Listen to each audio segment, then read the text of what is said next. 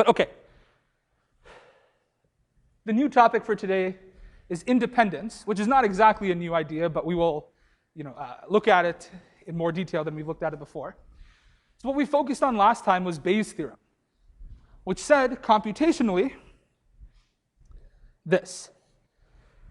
The probability that B happens, given that A happens, I can compute that if I know the probability of B happening unconditionally, the probability of A happening unconditionally, and the reverse direction of the conditional probability.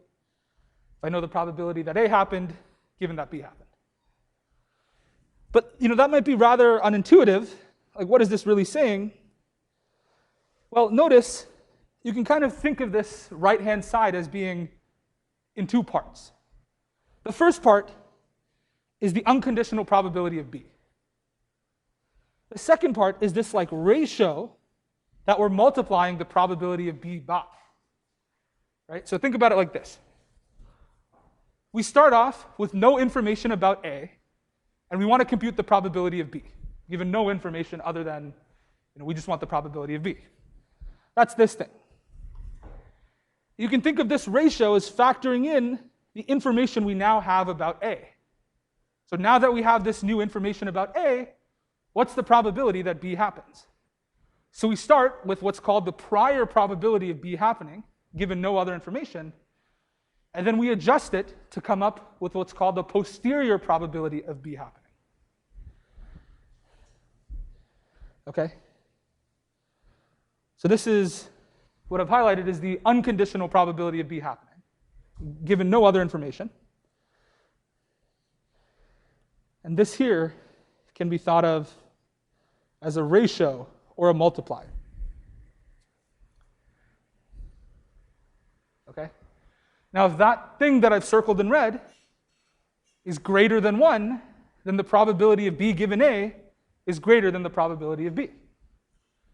And if that thing that I've circled is less than 1, then knowing that A happened decreases the probability that B happened. Okay? So all of this is to say that you can think of Bayes' theorem as showing you how to update the probability of B given new information.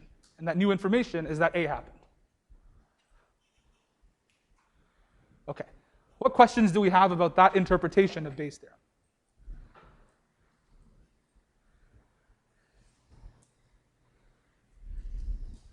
We're updating the probability of B given this new information, and that new information is that A happened. Is that okay? All right. So that's fine.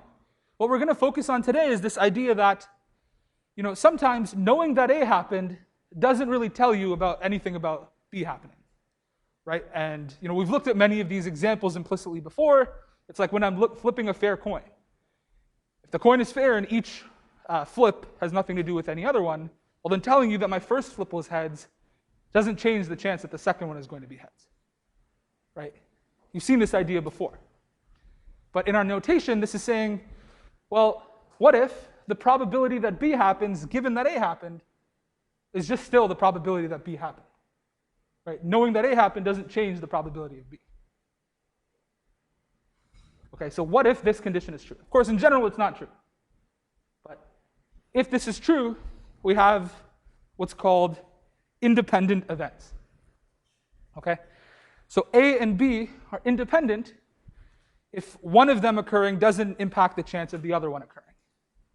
So on the left is what I've written on the previous slide. The probability of B given A is just the probability of B.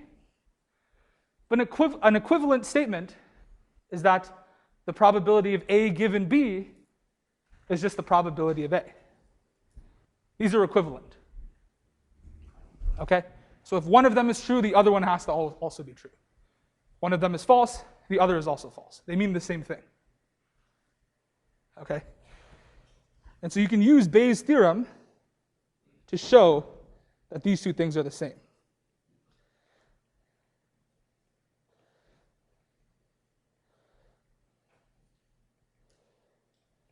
I'll clarify here, though, that Bayes' theorem is always true.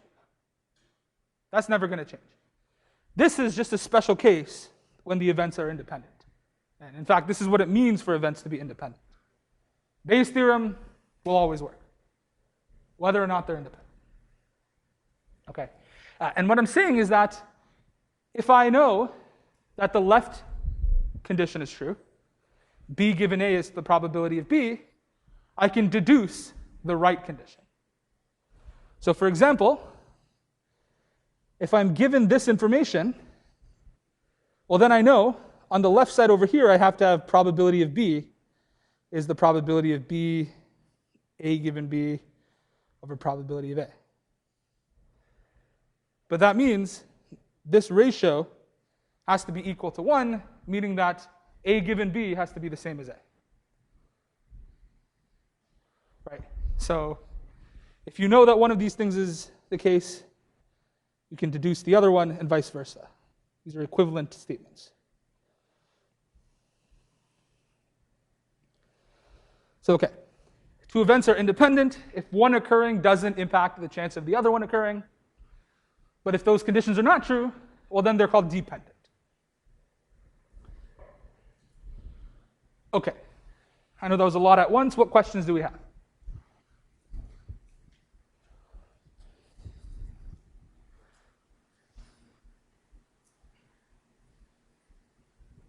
Doing okay with this? All right.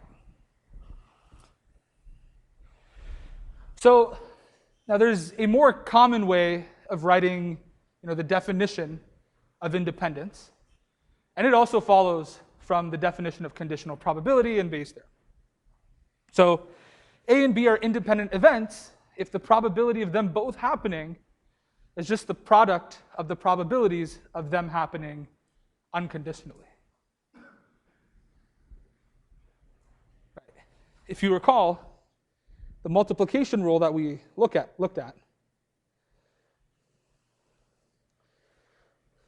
in general,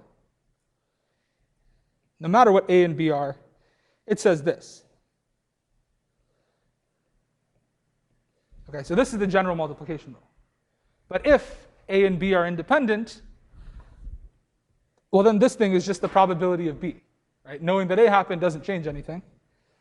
So then this would become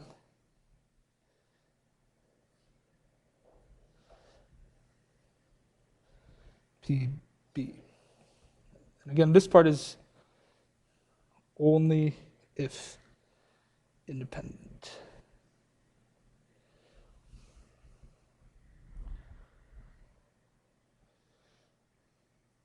Okay. So this is the general multiplication rule. No matter what A and B are, this will work. If A and B are independent, well then the probability of A and B will just be the product of the probability of A and the probability of B. So this means there are three equivalent ways of stating that A and B are independent, which means that if in a question you are asked, are A and B independent, well, you can just show that any of these three things hold. And if one of them holds, they all hold. Okay, they're equivalent. Is that clear? Okay, what questions do we have about what's going on here?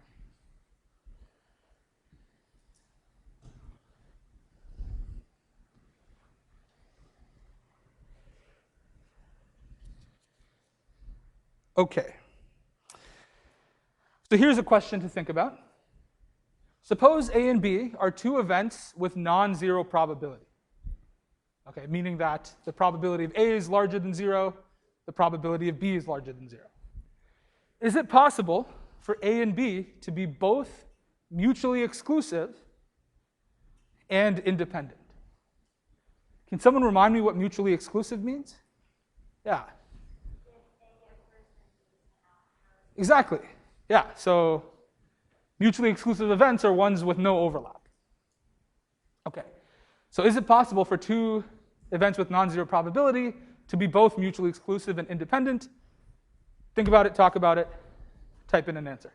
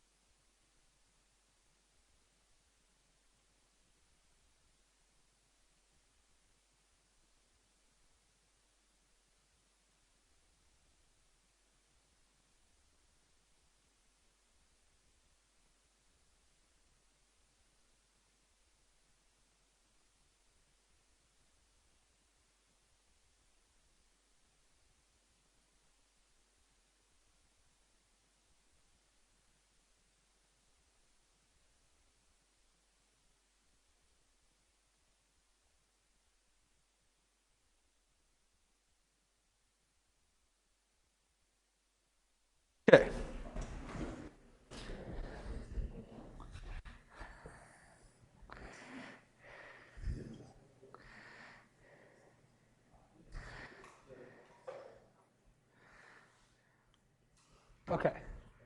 A few yeses, many no's. Well, let's think about it. If A and B are mutually exclusive, well, that means they have no overlap. Right? We looked at this in the first main probability lecture. If A and B are independent, well, it means their overlap has probability of probability A times probability B. Sound good? But then, if they're both mutually exclusive and independent, both of these conditions have to hold at once, which means you combine these two equations that we need the probability of A and probability of B to multiply to 0. But the only way two things can multiply to 0 is if at least one of them is 0. But I told you that A and B are events with non-zero probability, so this is just not possible. Okay? So no, it's not possible. And here's the intuitive reasoning. If A and B are disjoint, meaning that if one happens, the other can't happen, well then if I know B happened, that tells me something about A. It tells me that A is definitely not going to happen. Right? Think about it like this.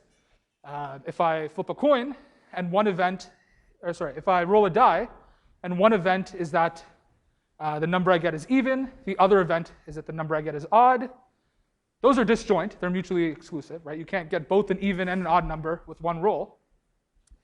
But if I tell you that my roll is odd, I know for sure that it's not even.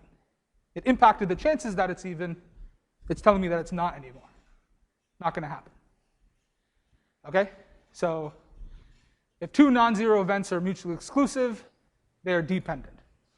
Okay, which is kind of why it only really makes sense to think about independent events when both events have non-zero probability. Okay, so all of this really only applies if A and B have a probability greater than 0. Okay, so there's a good example here that involves Venn diagrams. If we have time, we'll get back to it at the end of lecture, but I want to move forward because some of the other examples that we're going to look at are a little more relevant to your homework and I think to your understanding. But if we don't get a chance to cover this, I really recommend you work on this on your own, and I'll put the solutions in there when I post the slides. Okay. So let's look at this example. I have a standard deck of 52 cards, and let's suppose I draw 2 cards one at a time. So I pick one card, then I pick another. A is the event that the first card is a heart, and B is the event that the second card is a club. Here are the 2 questions I want you to think about. If I draw the cards with replacement, are A and B independent? And if I draw the cards without replacement, meaning that after I take the first card, I leave it aside and don't put it back in the deck, are A and B still independent? Are they independent? Okay, kind of gave away the answer to the first one, but discuss nonetheless.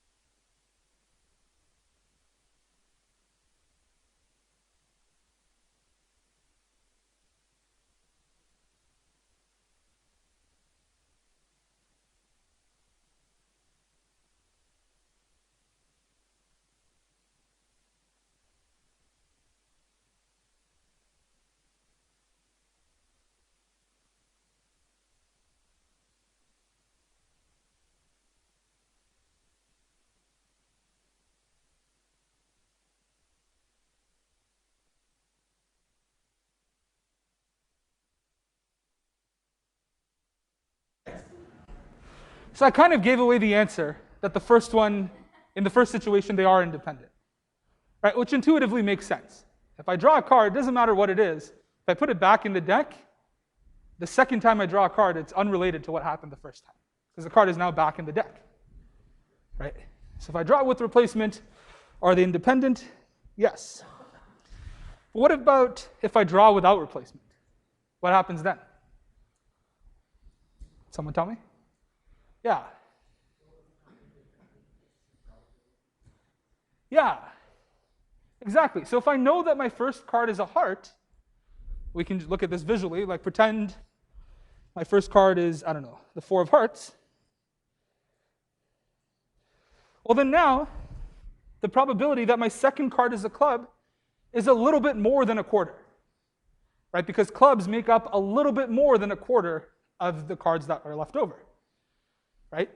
If we were drawing with replacement, then when I go to draw my second card, 13 out of 52 of them are clubs, right? So here, 13 out of 52 of them are clubs. But here,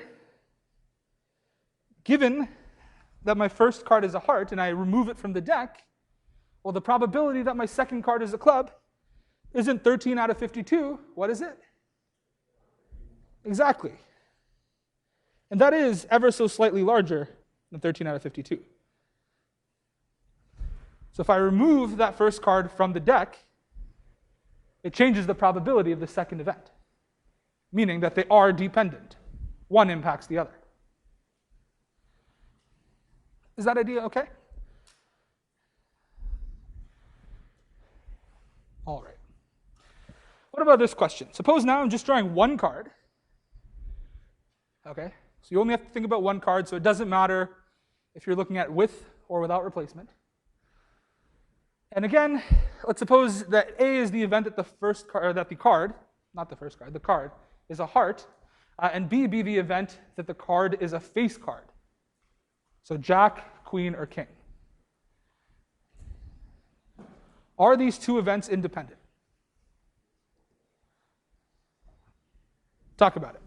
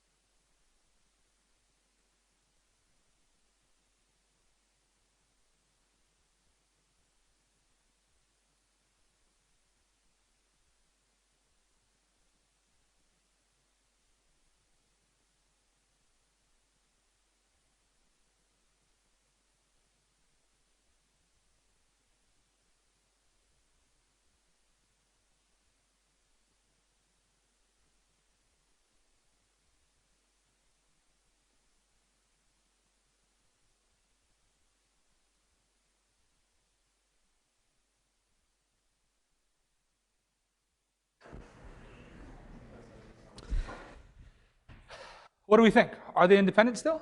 Or I don't know why I keep saying still. Are they independent? Yeah. Okay. Why is that the case? Let's look. So what I'm going to do is sort of highlight both the events A and B on this grid. So A is the event that the card is a heart. Well, that means we're living somewhere here.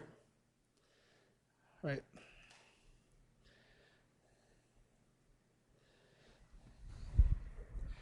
B is the event that the card is a face card. So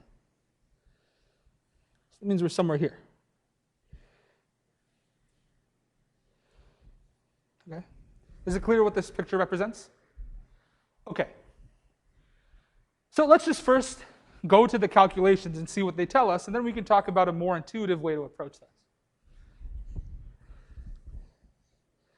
What's the probability that a randomly selected card is a heart? Well, there are 13 hearts total, 52 cards total. That's a quarter. Right? 1 in every 4 cards is a heart. Sound good? All right. What about the probability of B, that a randomly selected card is a face card? Well, in that blue rectangle that I've drawn, there are 12 cards. There are 52 cards total. So that reduces to 3 out of 13. Which makes sense, right? If you consider just any one of these rows, any one of these suits, 3 of the 13 cards is a face card. Everything else is either a number or an ace. Okay, what's the probability of getting both a heart and a face card? Well, now I can just look at this intersection. There are 3 face card hearts, right? It's the heart of the Jack of Hearts, Queen of Hearts, King of Hearts. 52 cards total. So the chance of both of them happening is 3 out of 52. So now the question is that probability, the probability that they both happen, is that equal to the probability of their products? Well, let's see. Quarter times 3 over 13. V over 52. Yes, these are equal. So yes, they are independent.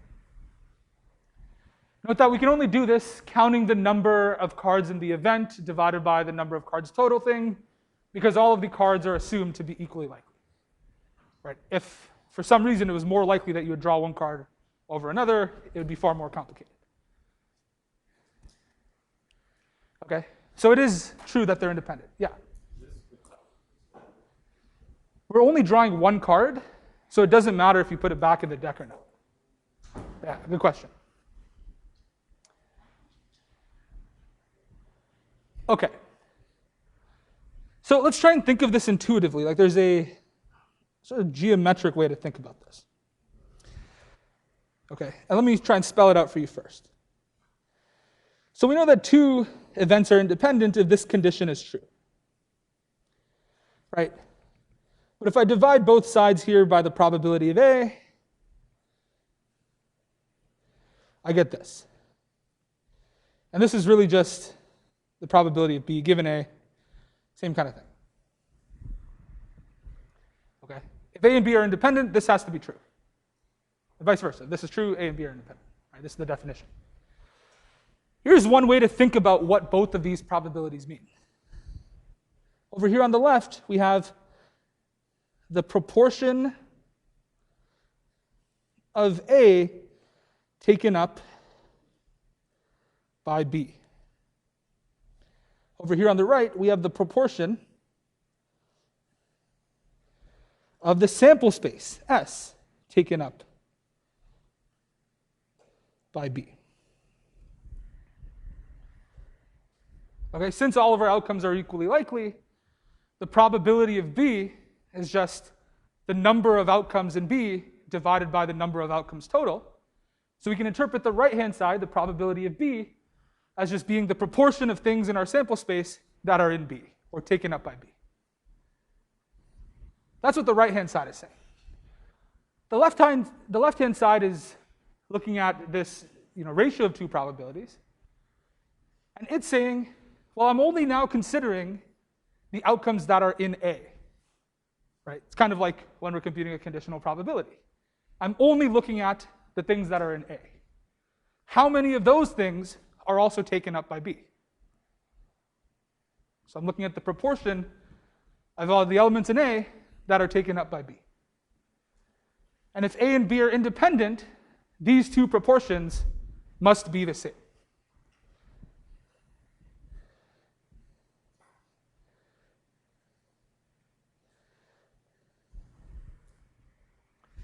Okay? So let's just see what this means in the context of this picture. Okay, I'm telling you that the proportion of A taken up by B needs to be the proportion of the proportion of the sample space taken up by B. Okay? What is the proportion of A taken up by B? Well, let's see. A has 13 things in it. 3 of those 13 things are coming from B. So this proportion is what? 3 out of 13. Okay. Similarly, what proportion of my entire sample space is taken up by B? Well, there's 52 things in my sample space. 12 of them are coming from B. So that proportion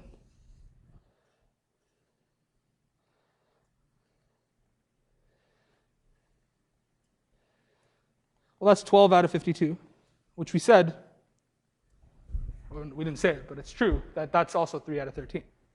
And because these two things are equal, A and B are independent. And so it might not be clear why we're coming up with this definition, or this way of thinking about the problem, but when we look at slightly more involved sets of events and sample spaces, this can be helpful. Yeah?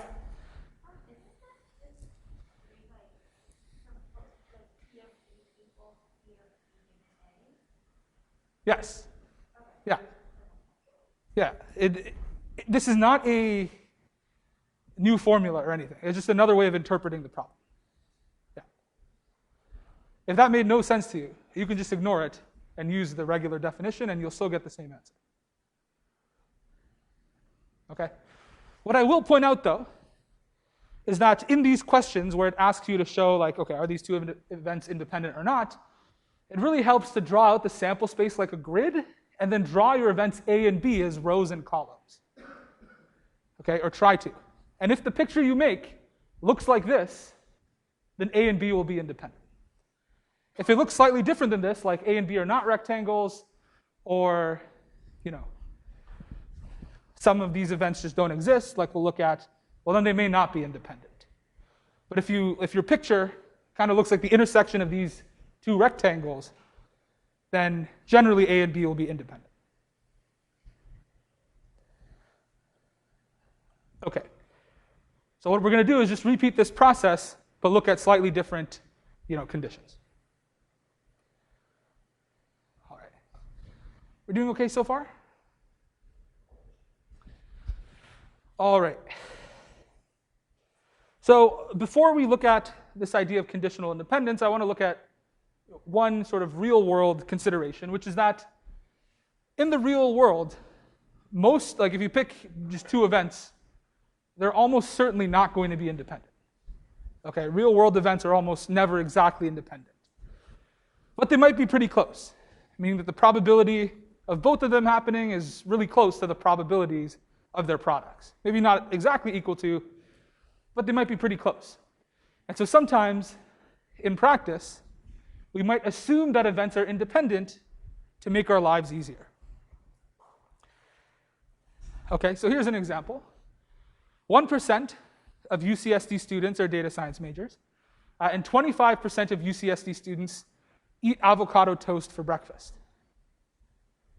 I'm guessing that number is probably lower, but it's okay. Assuming that being a data science major and eating avocado toast for breakfast are independent, what are these two percentages?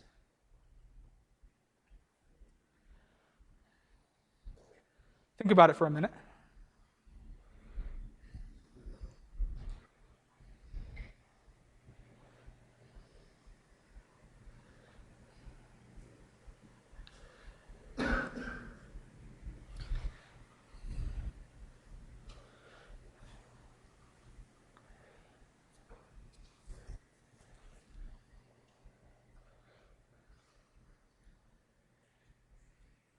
Okay, so what percentage of data science majors eat avocado toast for breakfast under this assumption? 25%, right? Because we're saying that being a data science major and eating avocado toast for breakfast are independent. So we were asked for sort of the probability that a randomly selected person eats avocado toast, given that they're a data science major, but since they're independent, this probability of B given A is just the probability of B. 25%.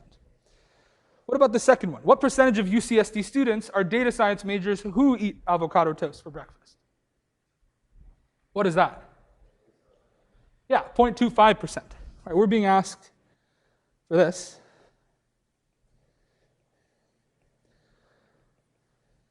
By the regular multiplication rule, this is what we have. But by independence, this thing is just the probability of avocado toast.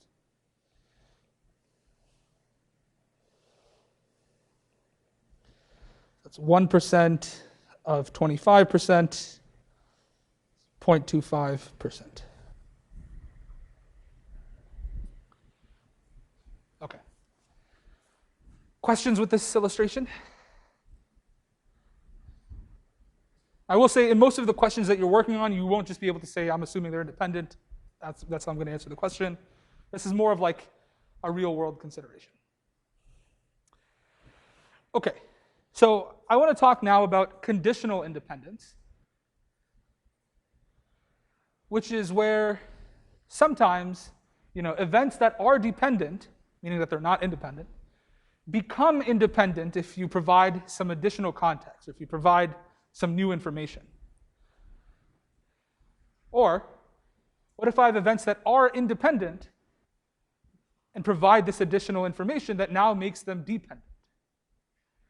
Okay, so conditional independence is all about providing this extra piece of information that may change the dynamic between A and B.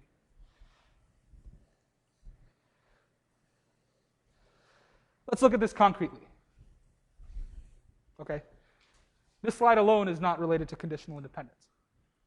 Pretend your dog ate the king of clubs, bad dog, and suppose you now draw just a single card from a deck of 51 cards. And A is the event that the card is a heart, B is the event that the card is a face card.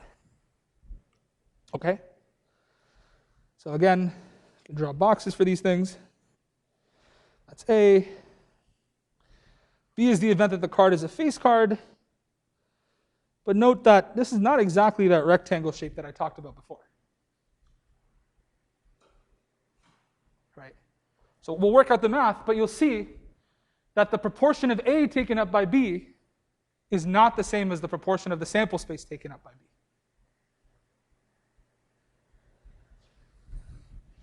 Okay? What's the probability of A here?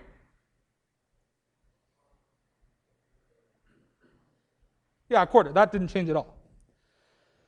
What's the probability of B? That used to be 12 out of 52, because there were 12 face cards.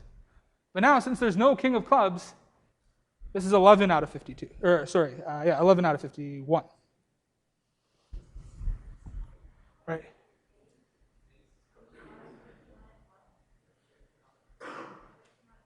Yes, sorry. Yeah, good call. Yes.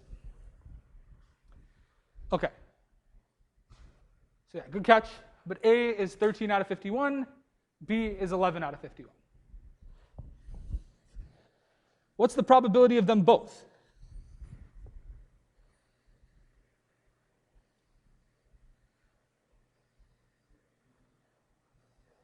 Three out of 51, right? But you'll notice if you multiply these two things, the probability of A and the probability of B, you'll get 13 out of 51 times 11 out of 51. That is not 3 out of 51. Okay? It's really close to it, but it's not equal to it.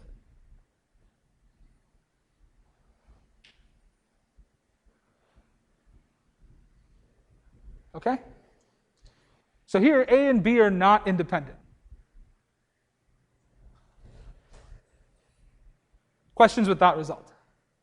I removed this one card. A and B are not independent. You agree with that? You disagree? Okay. But now, let's suppose I give you this new additional piece of information. Okay, so the setup is the same as it was in the previous slide. Your dog ate the king of clubs, so now you only have 51 cards. A is the event that it's a heart. B is the event that it's a face card. Suppose you somehow know that the card is red. given this new information, are A and B independent?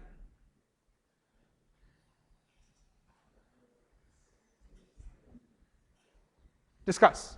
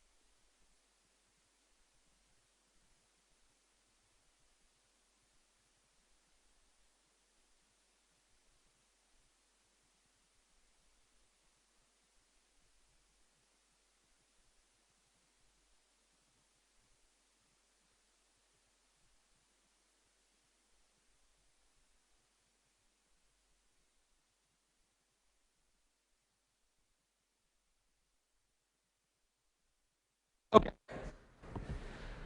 So given the fact that the card is red, are A and B independent? Yeah. Okay, let's see why. So if I know the card is red, I only have to think about what's going on here. Right? The fact that my dog ate the king of clubs is irrelevant because I know my card was not the king of clubs. Right? I know my card was in this top half. So given this information, I can just ignore whatever's happening here. In other words, given this new information, this black square or rectangle kind of becomes my new sample space. Right? It's the only outcomes I care about. Okay? So again, we can sort of draw where A and B are. A is still this thing. B is still this thing. And their overlap is this thing. And so notice, if you just look at this black rectangle at the top, you have that like intersection of rectangle structure I talked about before. Right? That picture at the top looks the same way as, it looks just like the picture that we talked about before when we had 52 cards and A and B were still those events.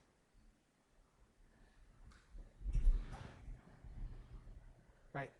So if we're only looking within red cards, what's the proportion of A taken up by B? What is that?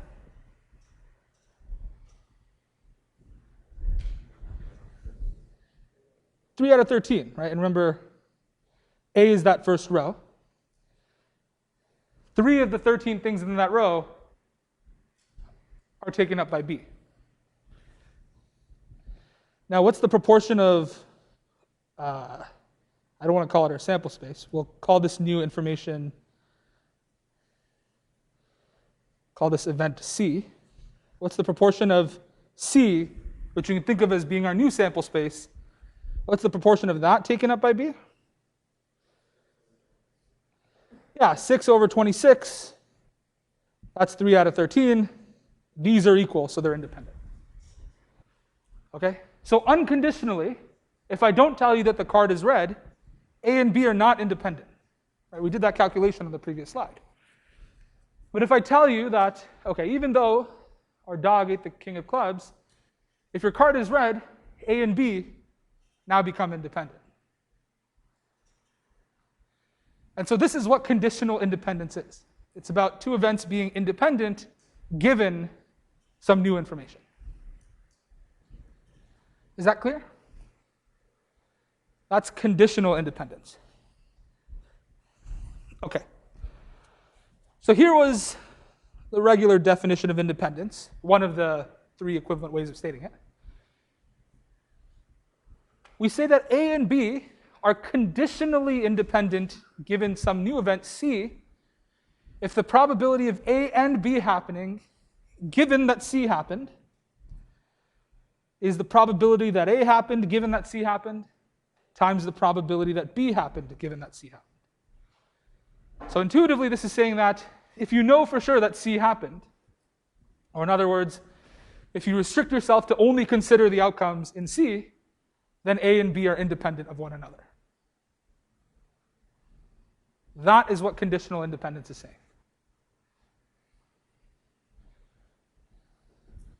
Okay, so what questions do we have about this definition?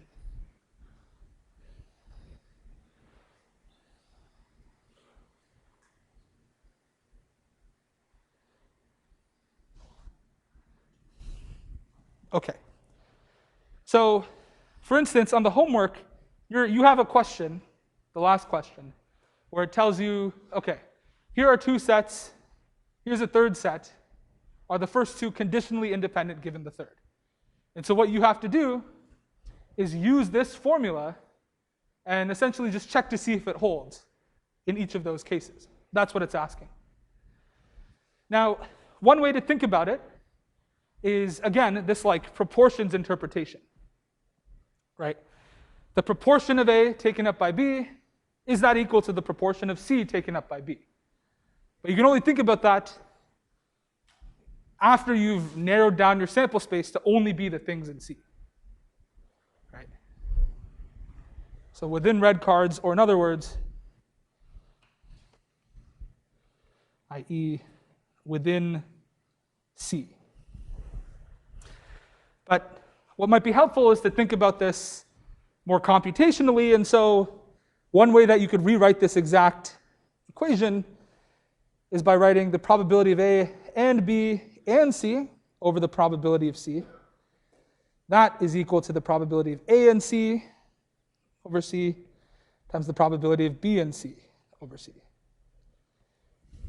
So if you prefer, you can always just go to this longer equation to check to see if things are conditionally independent. Though what you will learn over time and while working on that question is that there are shortcuts. Like you don't have to calculate all of these every time. Okay, but that's something I want you to explore on that question.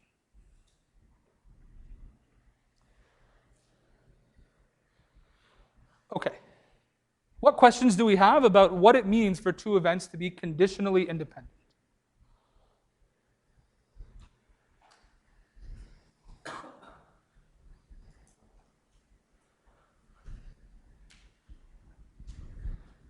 Yeah. Yeah. So, like, let's say like A was the event that the particle cool, and then its B is the same. Would it still be? It would be not conditionally independent still. Oh, so you're saying if A was the event that the card is a club? Yeah. And then you know that the card's black. Like if you Right. Yes. That would change the setup. Yeah. Let's see. The card is a heart. Given that it's red, well, the probability of A given C becomes 0. Yeah. The probability of A and B given C, that's also 0. Wait, no, sorry. If A is a club, like A is the event that it's a club, and then now you know it's black. Oh, so you're saying you change event C as well? Yeah. I see. No, I believe that would reduce to the situation as the slide before, where like the fact that we're missing the ace of clubs would mess it up. Yeah. And then what if you knew it was a club? Or A is a club. Or sorry, not a club. A spade? Yeah. I think it would still be conditionally dependent because of the fact that there's that missing club, and that's part of the events that you're supposed to look at. But like, it's much easier to just like write it down and work it out than like discuss it in that way. But like, I encourage you to write it out and see what happens. Yeah, but good questions. Okay, so we'll look at some examples where we, determine if two events are conditionally independent given a third one in just a second. But one thing I want to talk about is, again, when we assume events are conditionally independent. And so this will actually be more relevant to what we're going to do in class on Tuesday, which is learn how to, again, do machine learning using Bayes' theorem and this idea of conditional independence. So this is particularly relevant. So just as before, sometimes we assume that events are independent to make calculations easier. Sometimes we might assume that events are conditionally independent. That might be, in some cases, a more reasonable assumption. Okay. So here's an example. Suppose that 50% of UCSD students like Harry Potter, and 80% of them use TikTok. Okay, what's the probability that a random UCSD student likes Harry Potter and uses TikTok, assuming that these events are conditionally independent if you know that they're a UCSD student? So what are we even being asked here? Well, we're being asked the probability that they like Harry Potter and use TikTok, given that they're a UCSD student. That's like the first step when working on a question like this, just what am I even being asked to find? Do you agree that this is what we're being asked? Okay. Then we're being told that we can assume that these events are conditionally independent given that they're a UCSD student. And so by the meaning of conditional independence, that's saying I can write this as the probability of liking Harry Potter, given that you're a UCSD student, times the probability of using TikTok. Given that you're a UCSD student, and this is 50% of 80%, it's 40%.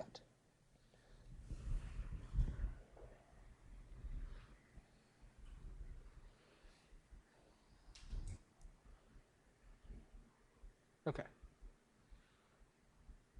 So is it clear how we used conditional independence to solve this question? We were able to take that first probability and write it as a product of two other probabilities because we were allowed to assume that liking Harry Potter and using TikTok were independent if you know that they're a UCSD student. Is that okay? All right. The thing is, we did not have to assume that liking Harry Potter and using TikTok are independent amongst everyone. We only assume that they're independent given that they're a UCSD student. Okay, and that's huge. That's just something I want you to talk about, is this. So one, is it reasonable to assume that conditional independence? Is it reasonable to assume that given someone is a UCSD student, whether they like Harry Potter and whether they use TikTok are conditionally independent? That's one question. And the other question is it reasonable to assume that liking Harry Potter and using TikTok are independent amongst everyone on Earth? Okay? So which of these assumptions do you think are reasonable? Both, only the first one, only the second one, or neither? Think about it and talk about it.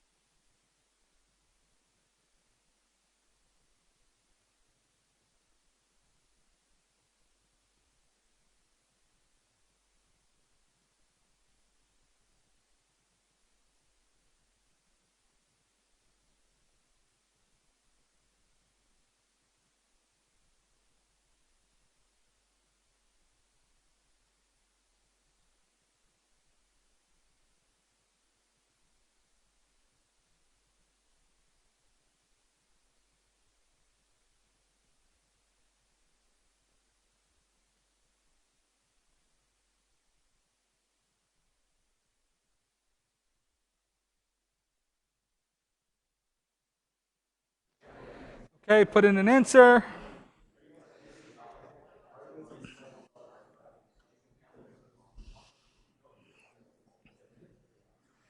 Okay, so there's no consensus really, but let's talk about it. So let's just suppose first we're considering everyone on Earth. So we're not giving you that they're a UCSD student. If I tell you that someone uses TikTok, that gives you a lot of information about them. Like, for instance, they're likely to be young, right? And who likes Harry Potter? Younger people, right? Though I think this example, it's a little weird because, like, you know, Gen Z uses TikTok, but Harry Potter is like for people slightly older, right? Like, how many of you read Harry Potter? Okay, yeah. So we're still in the age where like people read Harry Potter, but like 9th graders right now, I don't think they care about Harry Potter. Anyways, so if I tell you that some random person on Earth uses TikTok, that increases the chance that they like Harry Potter because they're likely to be young. Does that reasoning kind of make sense? So amongst the entire population, it is probably not true that liking Harry Potter and using TikTok are independent. So if I tell you one, it increases the chance of the other.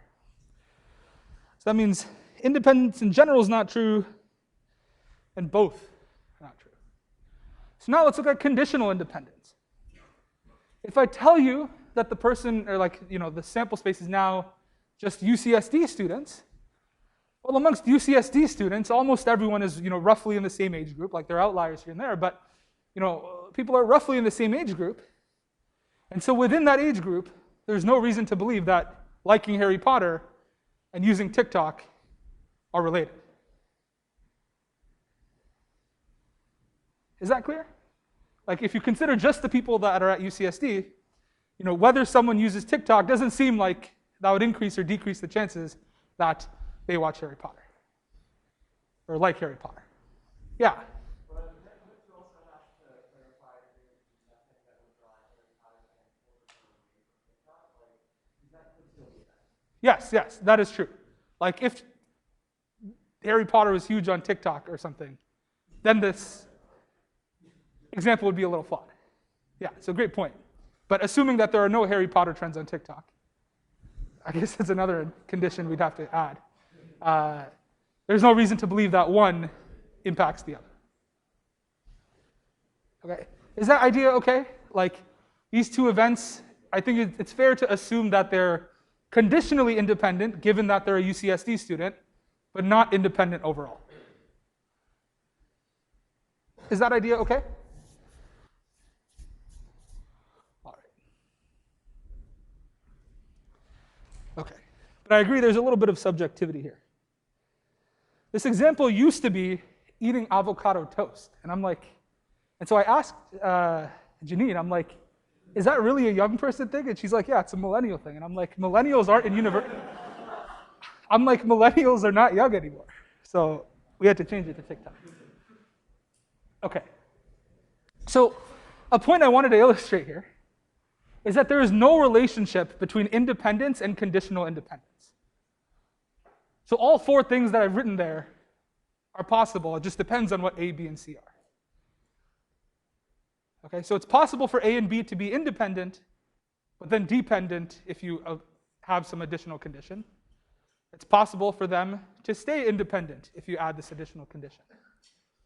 Vice versa, if you start off with two events that are dependent, bringing in new information might make them independent and might, you know, keep them as being dependent. Right? So in general, just because A and B are independent, you don't know whether or not they will be conditionally independent given new information. Okay, that's a huge idea because it's at first it's easy to assume like, oh, they're conditionally independent, so that means they're regularly independent. That's not true. Right, we just looked at the TikTok, Harry Potter, UCSD example. It's not true.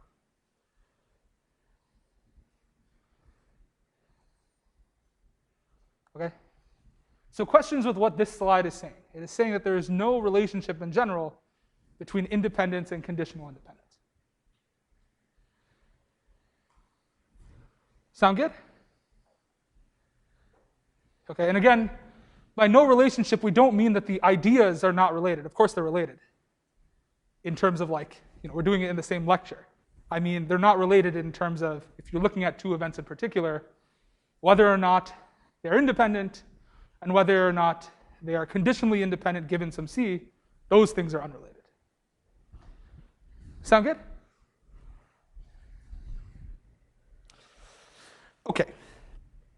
So I want to work on this exercise that was actually going to be a homework problem, where I'm telling you to consider a sample space. Oh, this should actually be 7, 8. Okay? So consider a sample space of the numbers 1 through 8 where all of the outcomes are equally likely. So given that's the case, it doesn't really matter what the things in my sample space are. Like it could be A, B, C, D, E, F, G, H. Could be 1, 2, 3, 4, 5, 6, 7, 8. Could be 8 cards in a deck. It doesn't really matter. But there are just 8 things. They're all equally likely.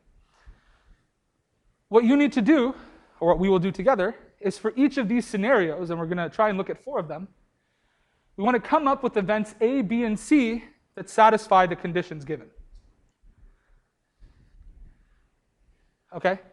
And we want to choose events that have probability bigger than 0 and less than 1. That's kind of cheating.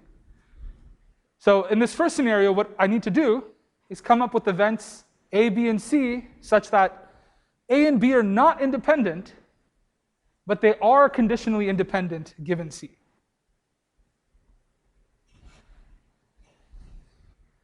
Is it clear what the question is asking us to do? It's okay if you don't know the answer or an answer. There's no one right answer here. But is it clear what we were being asked?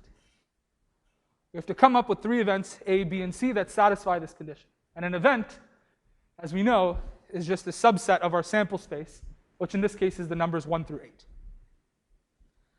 They're all equally likely. So is it clear what our job is? Okay.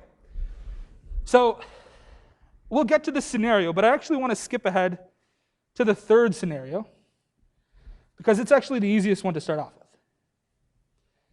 And we can address these other scenarios by starting off with this one. Okay, I'm told A and B are independent, and they're conditionally independent given C. And so what I want to try and do here is use that like rectangle interpretation I've been telling you about.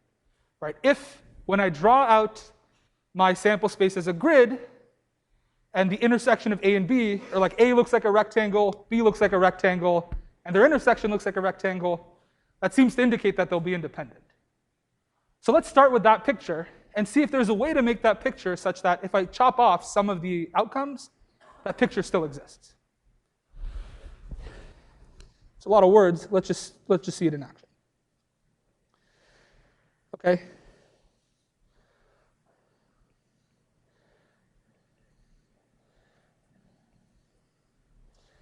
I'm going to copy this because we're going to use this a lot. Okay.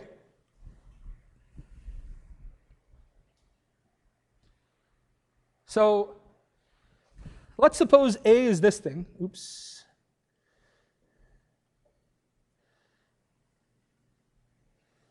Let's suppose that's A. And let's suppose this is B. All right, so this is A. This is B. All right. Are A and B independent? Yes, they are. We can calculate that really quickly. Probability of A is 1/2. Probability of B is 1/4. Probability of their intersection is 1/8. We're good to go, because 1/2 times 1/4 is 1/8. Is it clear that A and B are independent based off of this picture? Okay. So the first condition satisfied. But now what we also need to do is come up with some condition where they're conditionally independent given that. And so one like obvious but doesn't count answer is just saying the condition you were given is the same as S. That's not really saying anything, so we're just going to exclude that as a possibility. Okay. Does someone have ideas on how I can modify my sample space in a way that A and B remain independent? Yeah.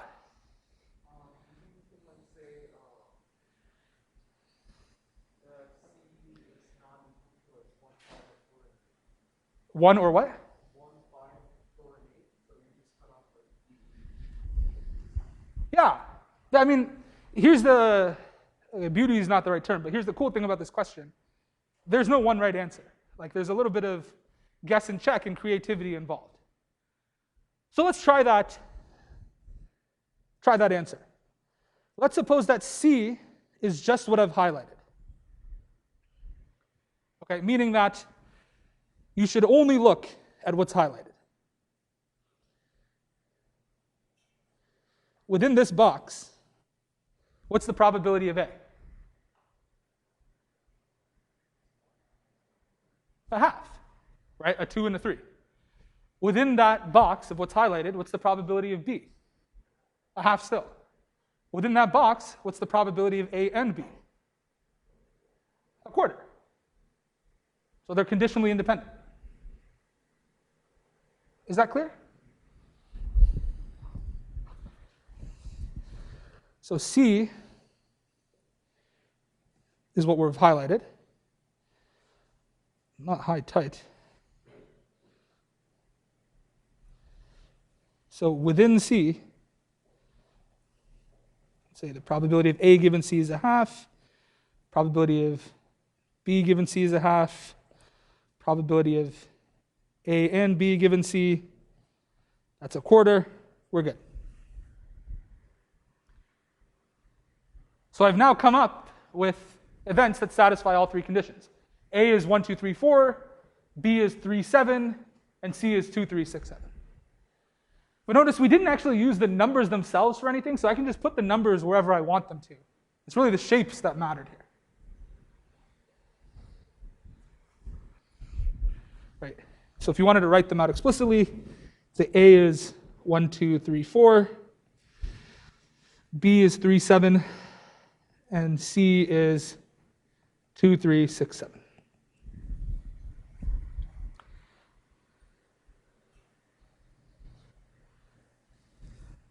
Are you okay with that example?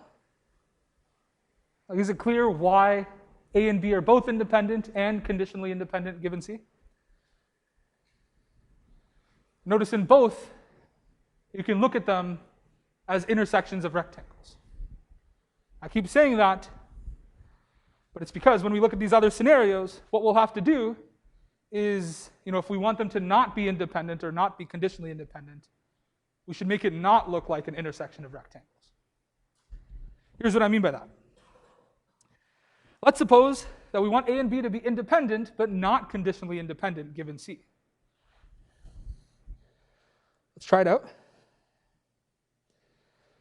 So what I'll do is I'll start with the same A and B.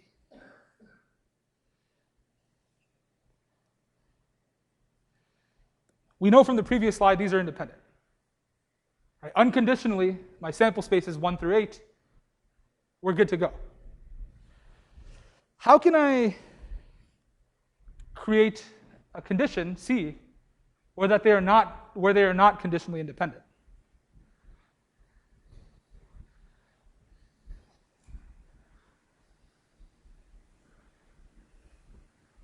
Any ideas?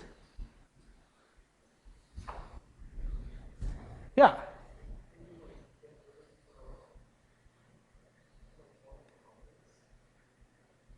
One of the what?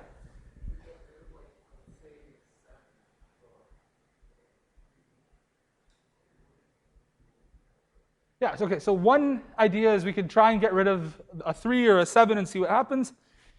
Here's something I want to try. What if we just start with the same C that we came up with before, but then just add a 5 here? Okay? So let's figure it out. What's the probability of 'of A given C now? 2/5. Right, before it was 2/4, now it's 2/5. What's the probability of B given C? 2/5 also. What's the probability of both of them given C? 1/5. But 2/5 times 2/5, that's 4/25. That's not 1/5. So by tacking on this 5 here, it messes up the proportions.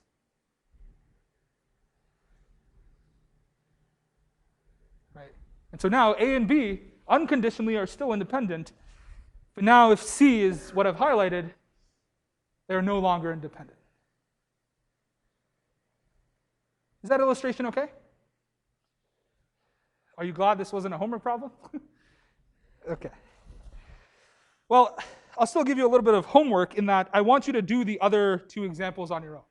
But since we did two of them together, it shouldn't be too bad. Okay, and I'll post example ones of these when I post the slides in a few hours. But that's all we really had to cover today. Again, so not only are these two examples there, but there's also the Venn diagram one from the start. Try that on your own before looking at the solutions that I'll post. Yeah?